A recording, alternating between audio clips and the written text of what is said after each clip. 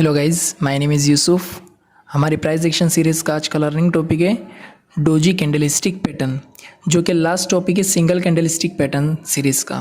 ठीक है, सो अब देखते हैं doji candlestick pattern. So basically doji candlestick pattern एक क्या होती है कि जो कैंडल में, जिस कैंडल में अपर विक और लोअर विक बड़ी हो और जो उसकी बॉडी है वो छोटी हो, यानी कि कुछ इस तरीके की कैंडल्स। ठीक, अब ये कैंडल्स को देखो, इनकी अपर विक और लोअर विक ये बड़ी है, देख रहे हो, ये अपर विक और लोअर विक बड़ी है और जो बॉडी है ये छोटी है। इसमें भी देखिए अपर विक लोअर विक बड़ी है बट जो बॉडी है वो छोटी है, यानी कि इनकी जो ओपनिंग और क्लोजिंग प्राइस ये आसपास है। ठीक है, ओपनिंग प्राइस और क्लोजिंग प्राइस आसपास है, अपर विक और लोअर विक बड़ी है, बॉडी छोटी है। सो इस तरह की कैंडल्स को हम बोलते हैं डोजी कैंडलस्टिक पैटर्न। सो अभी हम कुछ डोजी कैंडलस्टिक पैटर्न के कुछ टाइप देख लेते हैं कि इसमें डोजी में कितने टाइप्स आते हैं, किस तरीके के टाइप्स आते हैं, किसका वर्क कैसे और किसका वर्क किस तरीके से। ठीक, सो फर्स्ट देखते हैं हम स्टैंडर्ड डोजी।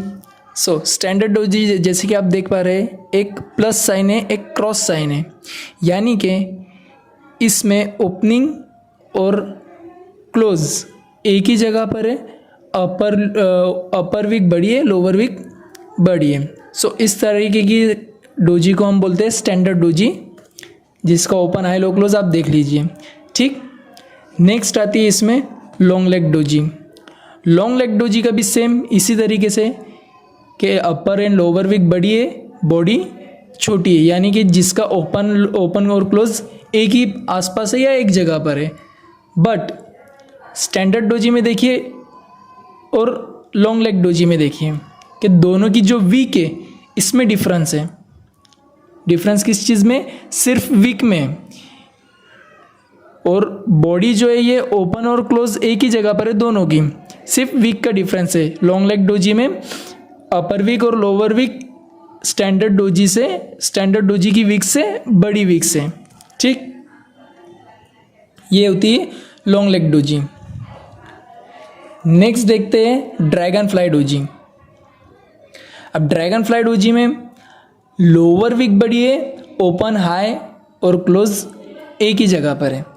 ठीक, देखिए हाई ओपन एंड क्लोज एक ही जगह पर, और जो विक है ये बड़ी है, इसका ये जो लो है यहाँ पर है। ठीक है, सो इस तरीके, यानी इफ़ अगर हम इंग्लिश वर्ड देखें टी, तो ये टी जैसा ही दिखता है।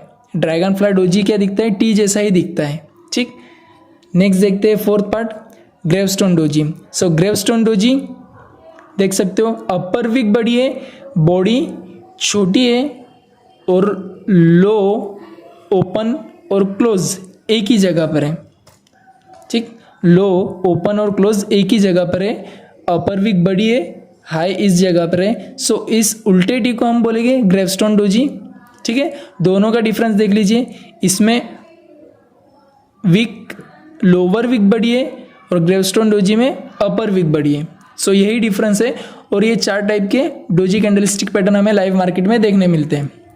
ठीक है, ठीक, तो अभी हम देखते हैं कि स्टैंडर्ड डोजी लाइव मार्केट में किस तरीके से वर्क करती है। ठीक, अब ये स्टैंडर्ड डोजी है। सो स्टैंडर्ड डोजी कभी भी टॉप और बॉटम पे स्पॉट करनी चाहिए। कहाँ पर? टॉप और बॉटम, मीन्स सपोर्ट और रेजिस्टेंस। सही है। ठीक, अब मान लेते हैं कि यहाँ पर एक सपोर्ट जोन बना है। ठीक, यह हमारा सपोर्ट जोन, हम मान लेते हैं इसे। सो प्राइस बियरिश थी, प्राइस नीचे आ रही थी, जैसे ही प्राइस सपोर्ट पे पहुंची तो वहाँ पर यहाँ पर हम मानते हैं कि स्टैंडर्ड डोजी का फॉर्मेशन हुआ। बट इसके बेसिस पे हम ट्रेड नहीं ले सकते। क्यों? क्योंकि ये अनडिसिजनल कैंडल्स होती है। जो डोजी है स्टैंडर्ड डोजी, ये अनडिसिजनल कैंडलस्टिक होती है। ठीक है, इसमें कोई डिसीजन नहीं होता ये कैंडलस्टिक पैटर्न में, यानी कि यहाँ पर सेलर्स भी उतने ही पावरफुल है जितने कि बायर्स पावरफुल है।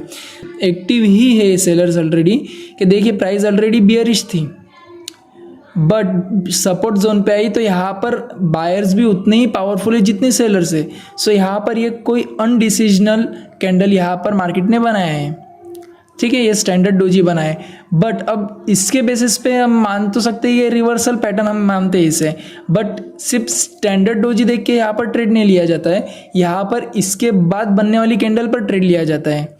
यानी कि सपोज इफ सपोर्ट पर आई है और स्टैंडर्ड डोजी बनी है, ठीक, तो यहाँ पर हम इसके बाद वाली कैंडल देखेंगे कि इसके बाद वाली कैंडल कौन सी बन रही है। इफ सपोज वो बुलिश कैंडल बन रही है, सो हम यहाँ पर एक बाय साइड ट्रेड ले सकते हैं, क्योंकि ये हमें कंफर्म हो गया कि यहाँ पर सेलर्स की पावर ख़त्म हो गई है और बायर्स यहाँ पर ज़्यादा एक्टिव हो चुके हैं।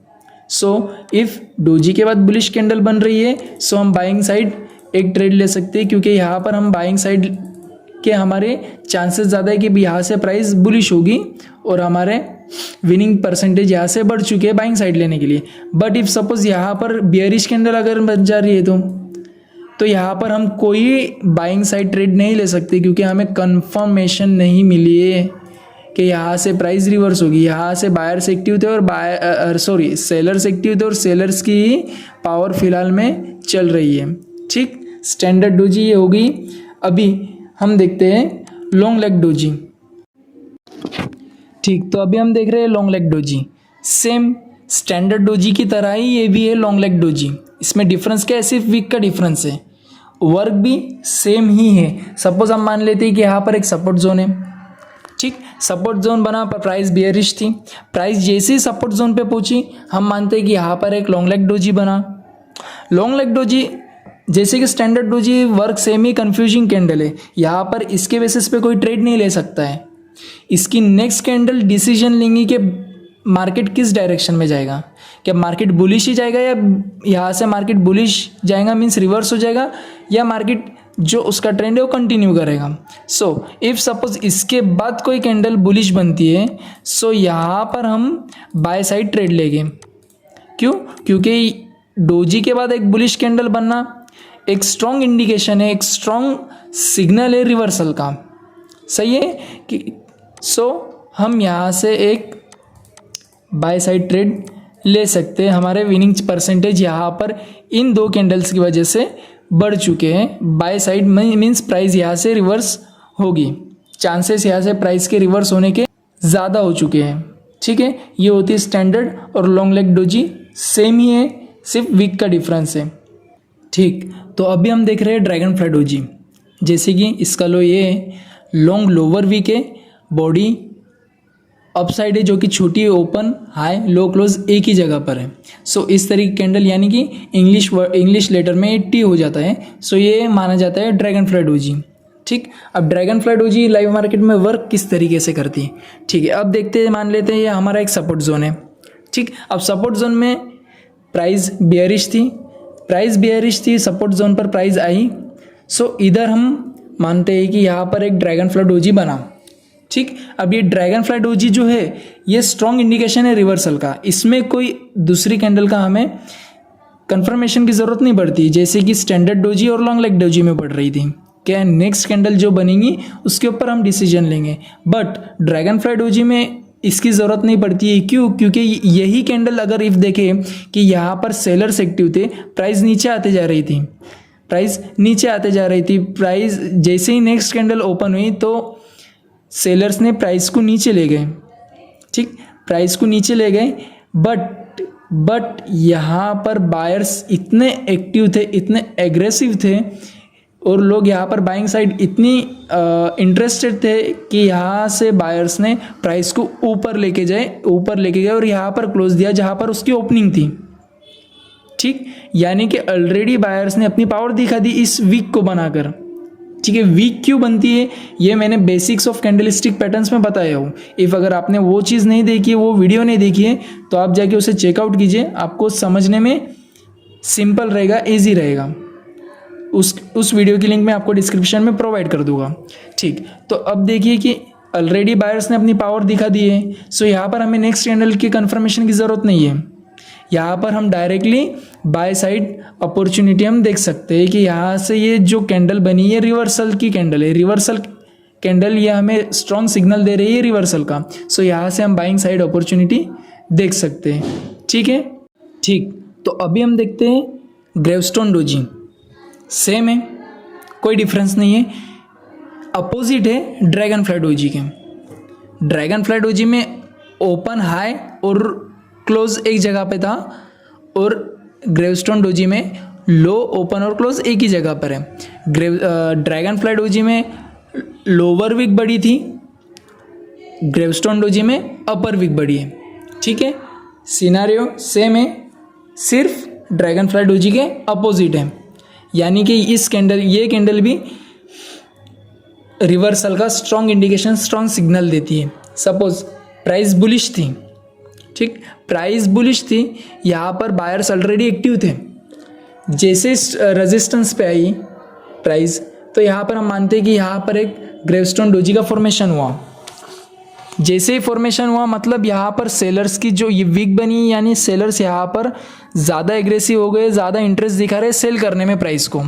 ठीक है, सो ये स्ट्रॉन्ग इंडिकेशन है रिवर्सल का, यानी कि बाइंग साइड जो चल रहा था अब यहाँ से सेलिंग साइड अपॉर्चुनिटीज़ हमें मिलने वाली है। ठीक, तो जैसे ये कैंडल बनी तो यहाँ पर हम इसे सेल करने पे ज़्यादा कॉन्सेंट्रेट करेंगे, क्योंकि हमारे यहाँ से सेलिंग साइड, हमारे विनिंग चांसेस यहाँ पर बढ़ जाएंगे। क्योंकि ये कैंडल रिवर्सल का स्ट्रॉन्ग इंडिकेशन हमें दे चुकी है ऑलरेडी। ठीक है, सो बस यही था आज की इस वीडियो में, जो कि एंड होती है सिंगल कैंडलस्टिक पैटर्न की सीरीज़ का। अब कल से जो अभी नेक्स्ट वीडियो जो हम देखेंगे वो रहेगी 2 कैंडलस्टिक पैटर्न्स के बेसिस पे। ठीक है, सो मिलते हैं नेक्स्ट वीडियो में।